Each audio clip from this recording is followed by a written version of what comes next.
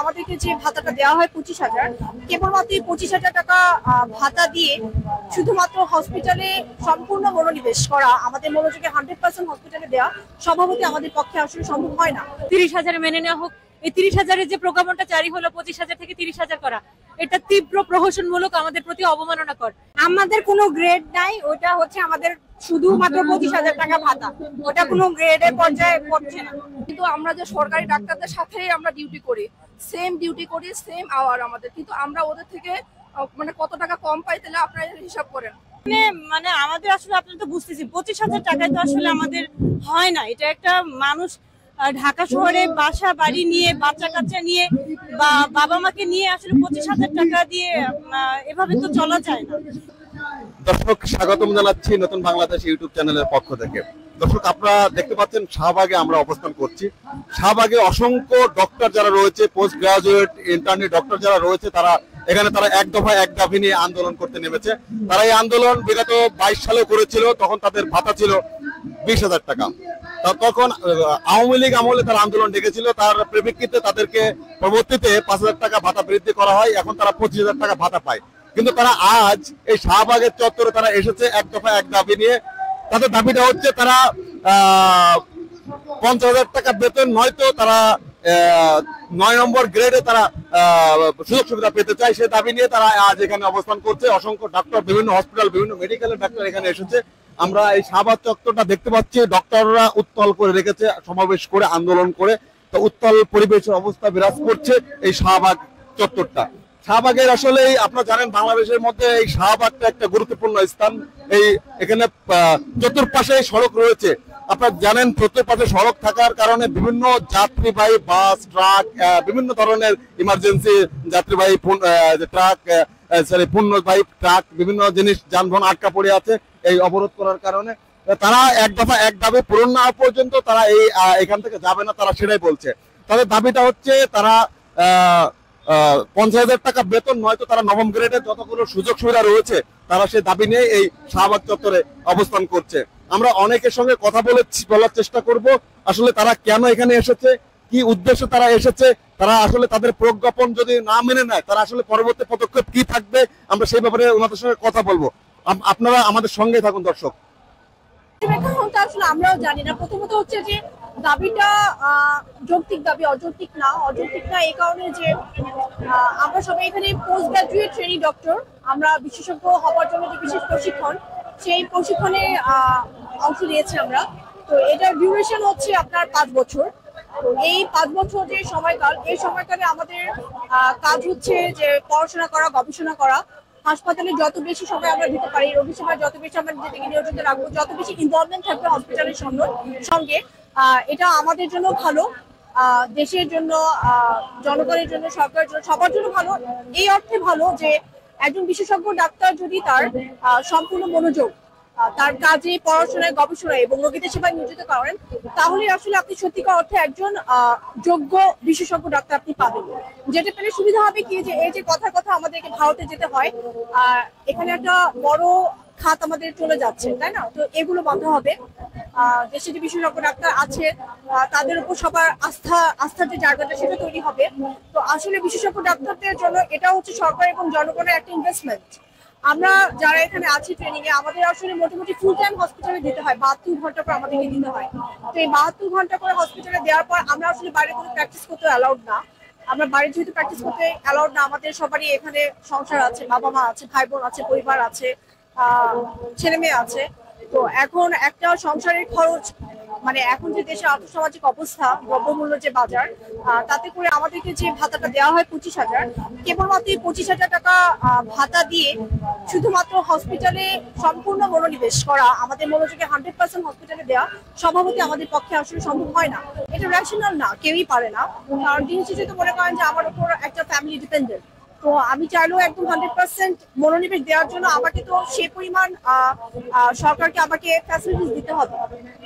তো এই কারণে আমাদের দাবিটা আসলে অযৌক্তিক না।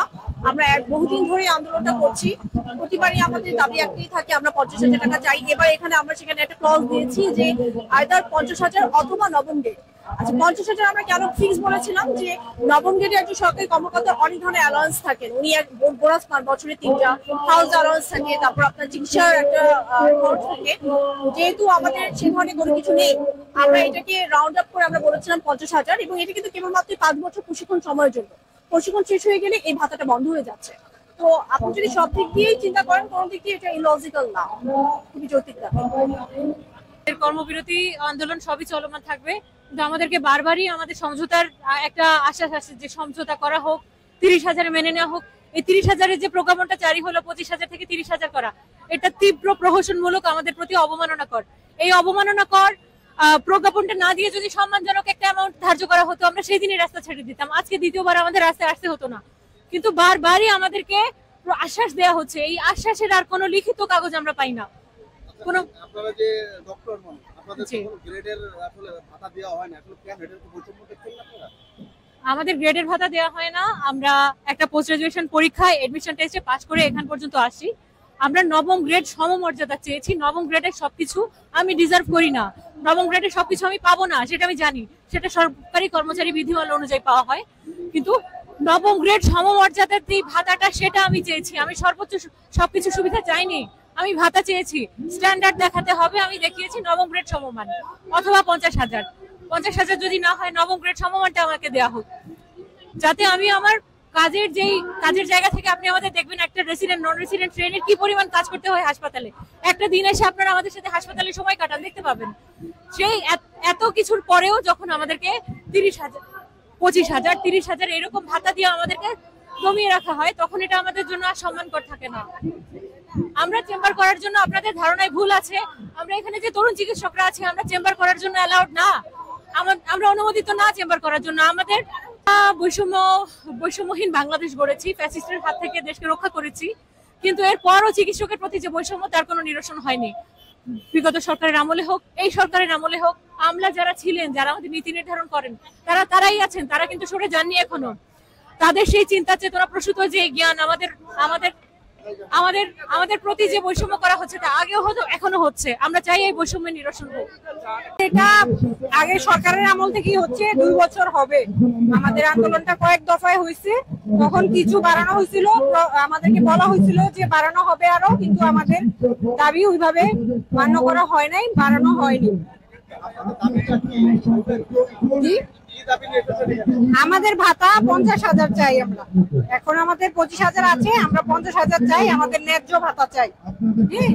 সেটা আমরা লিগ্যাল প্রসিডিউরে সবভাবে আমরা তাদেরকে জানানো হয়েছে, গভর্নমেন্টকে জানানো হয়েছে, কিন্তু আমাদের কোনো প্রপার কোনো ডিসিশন দেওয়া হচ্ছে না। আমাদের কোনো গ্রেড নাই, ওটা হচ্ছে আমাদের শুধুমাত্র 25,000 টাকা ভাতা, ওটা কোনো গ্রেডের পর্যায়ে পড়ছে না। নবম গ্রেড অথবা 50,000 টাকা ভাতা, মূলত আমরা 50,000 টাকা ভাতাই চাচ্ছি। এটা হচ্ছে 50,000 টাকা অথবা হচ্ছে নবম গ্রেডের সুবিধা সহ। 2 থেকে 2.5 বছর ধরে আন্দোলন করে যাচ্ছি, ধাপে ধাপে আমরা আন্দোলন করে যাচ্ছি। আমরা আমাদের বিভিন্ন জায়গায় অ্যাপ্লিকেশন করেছি, আগে আমাদের বড় স্যারদেরকে বলেছি, কিন্তু আমরা কোনো আশানুরূপ কোনো কিছু পাইনি, তাই আমরা আজকে এখানে এসেছি। আমরা দাবি নিয়ে এসেছি 50,000 ভাতা অথবা হচ্ছে আমরা নবম গ্রেডের সকল সুযোগ সুবিধা সহ যেন সবকিছু পাই। আমরা বর্তমানে 25,000 টাকা, আমাদের 20,000 টাকা ছিল, পরে আরেকবার আমরা আন্দোলন করেছিলাম, তখন আমাদের 5,000 টাকা বাড়িয়ে 25,000 টাকা করা হয়েছে। না, কোনো গ্রেডের মধ্যে আমাদেরকে রাখা হয় নাই, কিন্তু আমরা যে সরকারি ডাক্তারদের সাথেই আমরা ডিউটি করি, সেম ডিউটি করি, সেম আওয়ার আমাদের, কিন্তু আমরা ওদের থেকে মানে কত টাকা কম পাই, তাহলে আপনারা হিসাব করেন। ঠিক আছে, একই রকম ডিউটি করে একই রকম আমরা কষ্ট করতেছি, কিন্তু আমরা আমাদের সেই হিসাবে কোনো কিছু পাচ্ছি না, যার জন্য আজকে এখানে আসছি আমরা। এটা আসলে অলরেডি আমাদের সবার বলা হয়ে গেছে। আমাদের যেটা দাবি, 50,000 টাকা করার যে দাবি অথবা নবম গ্রেডের যে দাবি, সেটা পূরণ না হওয়ার যে একটা, তারই দরুন আজকে আমরা সবাই এখানে একত্রিত হয়েছি। এটা আসলে অনেক আগেই তারা ফিল আপ করতে পারতো, কিন্তু যেহেতু করছে না, এর জন্য আসলে এটা আমরা এখন বড় পরিসরে এটা করতে চাচ্ছি।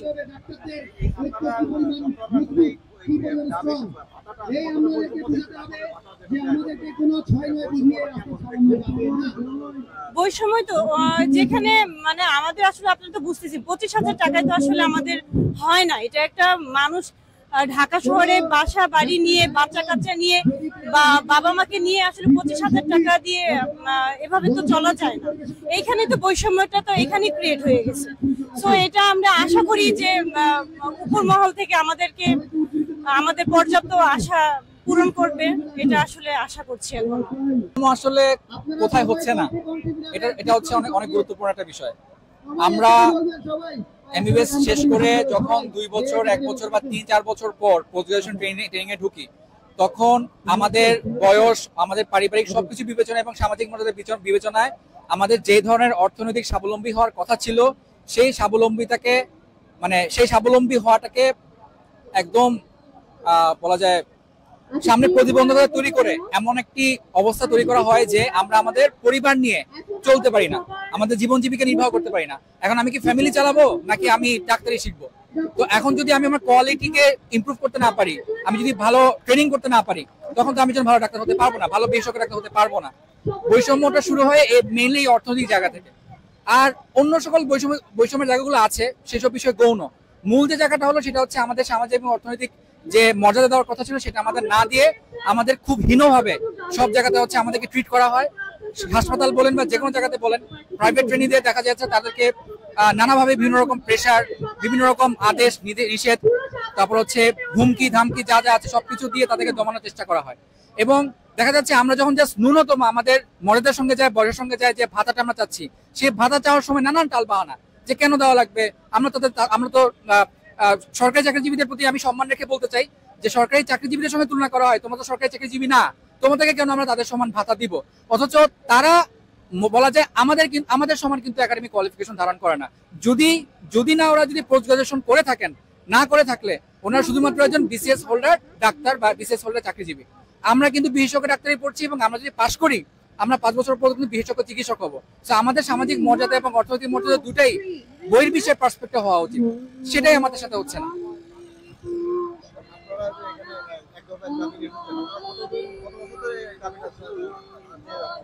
এটা আমাদের দাবিটা আমরা শুরু করছি 2022 থেকে আমরা সিস্টেমেটিক অ্যাপ্রোচে আগানোর পরেও যখন কোনো আলোর মুখ দেখে না, 2023 সালে শেখ হাসিনার আমলে আমরা আন্দোলনে নেমেছিলাম। এই শাহবাগেই আমরা নেমেছিলাম। তখন পুলিশ আমাদের উপর আঘাত করে, পুলিশের আঘাত খেয়েও আমরা রাস্তায় ছিলাম। তখন আমাদের আন্দোলনের চাপের মুখে পড়ে তখন 5,000 টাকা 20,000 টাকা ভাতা ছিল আগে আমাদের, সেখান থেকে মাত্র 5,000 টাকা ভাতা বাড়ানো হয়েছিল তখন। এবং পরবর্তীতে আরো ধাপে ধাপে সেটা বাড়ানোর আশ্বাস দেওয়া হয়েছিল, কিন্তু সেটা পরবর্তীতে আশ্বাস দেওয়ার পরও আমাদের ভাতা আর বাড়ে নাই। এবারও সরকার পতনের পর থেকে আমরা সিস্টেমেটিক অ্যাপ্রোচে সবগুলো জায়গায় আমরা জানাইছি যে আমাদের যে 25,000 টাকা ভাতা, এই 25,000 টাকা ভাতা এই বাজারে আমাদের কিছু হয় না। কারণ আমাদের এমবিবিএস ডিগ্রি শেষ করতে 6.5 থেকে 7 বছর সময় লেগে যায় আমাদের। 6.5-7 বছর পরে আমরা আপনার এফসিবিএস এমডিএমএস কোর্সে পরীক্ষা দিয়ে আমরা চান্স পাই। চান্স পাওয়ার পর আরো 5 বছর আমাদের ট্রেনিং করতে হয়। এই ট্রেনিং অবস্থায় মাত্র 25,000 টাকা ভাতা দিয়ে তো আমাদের কিছু হবে না। আমরা না নিজের সংসার চালাতে পারবো, না মা বাবাকে কিছু দিতে পারবো, কিছুই করতে পারবো। এবং ওনারা আমাদেরকে বাইরে প্র্যাকটিস করার কোনো অপশনও রাখে নাই। এবং এইটার জের ধরে আমরা 2022 থেকে আমাদের আন্দোলন চালায় আসতেছি। বারবার আমাদেরকে আশ্বাস দেওয়া হয়েছে যে ধাপে ধাপে বাড়ানো হবে, কিন্তু সেটা এখন পর্যন্ত আলোর মুখ দেখে নাই। লাস্ট আমাদের একটা দাবি, আমরা যেটা বললাম যে আমাদেরকে অ্যাটলিস্ট নবম গ্রেড সুযোগ সুবিধা দেন, অথবা যদি নবম গ্রেড না দিতে পারেন, যদি জটিলতা থাকে, তাহলে সেক্ষেত্রে আমাদের ভাতা 50,000 করেন। এবং এগুলা নিয়ে আমাদের বিসিবিএস বিএসএমইউ আমাদের উদ্যতন আমাদের যে সিনিয়ররা আছে সবাই হচ্ছে যে এই ব্যাপারে পজিটিভ হওয়ার পরে আমাদের এই রিলেটেড ফাইল হচ্ছে বিএসএমইউ বিসিবিএস থেকে স্বাস্থ্য মন্ত্রণালয় যায়, সেখান থেকে ফরওয়ার্ডিং হয়ে অর্থ মন্ত্রণালয় যায়। এবং আমরা মোটামুটি আশ্বস্ত ছিলাম যে আমাদের নবম গ্রেডের সুযোগ সুবিধা সহ প্রজ্ঞাপন জারি হবে। এবং ওনারাও আমাদেরকে আশ্বাস দিয়েছিল, সাজ্জিদ আলম সহ এসে আমাদের নেতৃবৃন্দদেরকে আশ্বাস দিয়েছিল গত বৃহস্পতিবারের মধ্যে প্রজ্ঞাপন আসবে। কিন্তু সেই প্রজ্ঞাপনটা ওনারা মাত্র 30,000 টাকা, 25,000 থেকে 5,000 বাড়ায় মাত্র 30,000 টাকা দিয়ে ওনারা প্রজ্ঞাপনটা দিয়ে দিছে। এটা জাস্ট আমাদের সাথে প্রহসন, আর কিছু না। প্রজ্ঞাপন জারি না হলে আমাদের আন্দোলন চলমান থাকবে এবং আমরা দেখা যাবে যে আমাদের আন্দোলনের সাথে আমাদের ছোট ভাই বোন যারা ইন্টার্নশিপ করতেছে তারাও আমাদের দাবির সাথে একমত হয়ে রাস্তায় নামতে পারে, কারণ আজকের ইন্টার্ন আগামী দিনের ট্রেনিং। এখানে যদি আমরা ভালো সাপোর্ট না পাই, আমরা ভালো ট্রেনিং করবো কিভাবে, আমরা মনোযোগ দিব কিভাবে, ভালোভাবে আমরা রোগীদেরকে কিভাবে সার্ভ করবো যদি আমার পেটে খাবার না থাকে। বন্ধু আমরা অনেক আন্দোলন করেছিলাম, তখন আমাদেরকে বলা হয়েছিল যে আমরা তখন 25,000 করে পাচ্ছিলাম, আমাদের তখন আশ্বাস দেওয়া হয়েছিল আমাদের 30 করা হবে, আর আমাদের সেটা করা হয়নি। অলরেডি আমাদের 1 বছর অতিক্রম হয়ে গেছে। তো এবার ডাক্তার সমাজ আমরা চাচ্ছি যে আমাদেরকে 50,000 করে দেওয়া হোক, কারণ আমাদের এই যে আমরা যে এত কষ্ট করে রোগী দেখি, রোগীর জন্য করে আমাদের পরিশ্রম মূল্যায়ন করা হয় না। এজন্য আমরা সবাই এক বাক্যে চাচ্ছি যে আমাদেরকে 50,000 করা হোক অথবা নবম গ্রেডের সমস্ত সুযোগ সুবিধা দেওয়া হোক। এই জন্য ডাক্তার সমাজ আজকে জেগে উঠেছে, আমাদের একটা দেব আমাদেরকে 50,000 করে দেওয়া হোক। এবং যে ঘোষণা দেওয়া হচ্ছে বর্তমানে জানুয়ারি থেকে 30 করে দেওয়া হবে, জুলাই থেকে 50 করে দেওয়া হবে, যেটা আমরা মানবো না। দেওয়া হলে আমাদেরকে জানুয়ারি থেকে একসাথে সহকারে জানুয়ারি থেকে দেওয়া হোক, আমাদের এটাই আমাদের দাবি। আমাদের যারা হচ্ছে আমাদের কেন্দ্রীয় সহায়ক তারা পরবর্তী ওনারা ডিসিশন নেবেন, এটা কি করবেন পরবর্তীতে আমরা জানিয়ে দেবো যে আমাদের কি করা হবে, সেটা আমরা সময় অনুযায়ী বলে দেবো। আমরা অলরেডি 5 বছর এমবিবিএস করছি, তারপরে ইন্টার্ন পাস করছি এবং পোস্ট গ্রাজুয়েশন ইন্টার্ন ভর্তি হইতে গেলে 3-4 বছর প্রিপারেশন নিয়ে ঢুকতে হয়। তো এক একজনের বয়স দেখা যাচ্ছে যে 32-এরও উপরে, তো তার ফ্যামিলি থাকে, সবকিছুই থাকে। আর আমরা বলতে গেলে যে শুধু 8টা থেকে 2:30 পর্যন্ত ডিউটি করি এমন না, আমরা ইভিনিং করি, নাইট করার পরেও মর্নিং এ ডিউটি থাকে। তো আমরা আমাদের পরিশ্রম মেধা কোনোটারই আসলে মূল্য পাই না, তো এই জন্যই আসলে আমাদের আন্দোলন। আমরা সর্বোচ্চ চেষ্টা করবো রাত 10টা-11টা যতক্ষণ আমাদের দাবি আদায় হয় থাকার চেষ্টা করবো ইনশাআল্লাহ। কি আমরা যারা বেসরকারি চিকিৎসক আছে, ট্রেনিং এ আছে, বিভিন্ন কোর্সে আছে, আমাদের ভাতা দেওয়া ওইভাবে হচ্ছে না। যারা নামমাত্র আমরা 50,000 টাকার জন্য আমরা মানে যৌক্তিক দাবি করেছি, এই কারণে আমরা এখানে আসি, অথবা নবম গ্রেডের সুযোগ সুবিধা দেওয়া হোক, এর জন্য এসেছি। মানে অনেক আগে তো আমাদের কিছুই দেওয়া হতো না, অল্প তৈরি করা হয়েছে। এটা আসলে তাদের ওইভাবে আসেনি, তাদের প্রজ্ঞায় আসেনি যে আমাদের দেওয়া উচিত। আমরা খেয়ে না খেয়ে কষ্ট করেছি। আমার সর্বনিম্ন ভাতা কিন্তু আমরাই পাই বাংলাদেশে, আরো বাড়ানো উচিত। 50,000 টাকা হয় না, অনেকেরই ফ্যামিলি আছে, নিয়ে থাকে, বাসা বাড়িতে হয় না। এই জন্য অবশ্যই 50,000 টাকা আমাদের যৌক্তিক দাবি মনে করছি।